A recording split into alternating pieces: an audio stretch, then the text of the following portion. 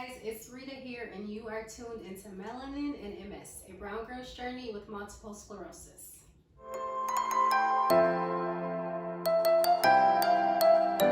Alright guys, today I thought I would get on and share my initial reaction to my multiple sclerosis diagnosis. I initially recorded this video closer to my actual initial diagnosis, but I lost that footage. I had like 6 videos already recorded for when I decided to go live on YouTube, and I lost all of that footage.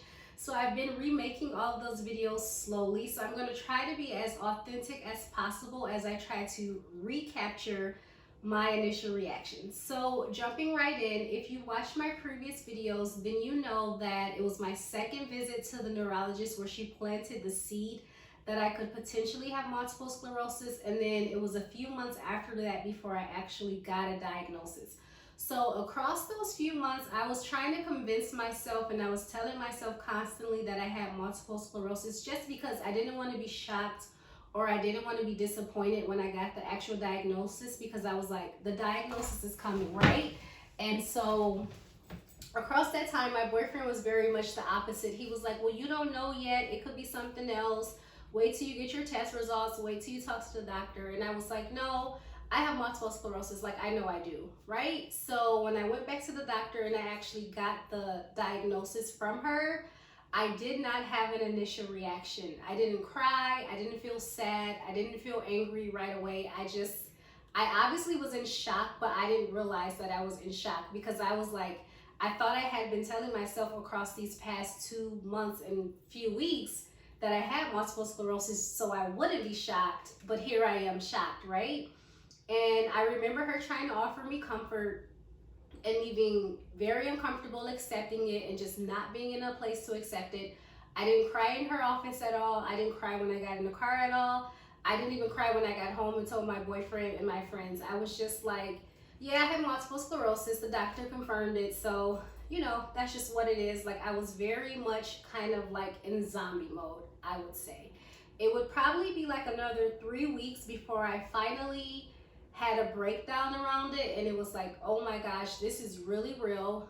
This is really my life. I really have multiple sclerosis. So that's kind of like my initial reaction.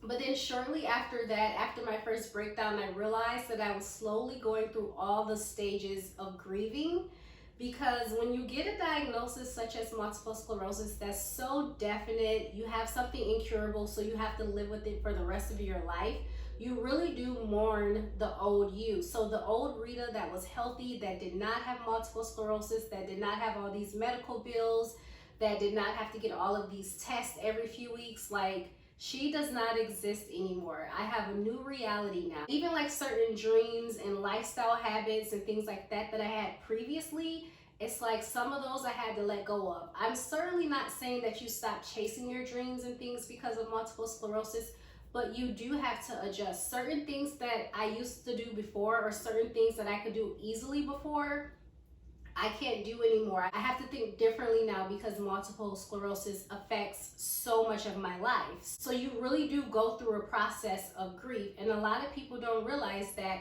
along with a very traumatic medical diagnosis comes some grieving. So my initial reaction was that I was in shock, I was in zombie mode, but then after that, my initial reaction is that I was kind of going through the cycle of grieving.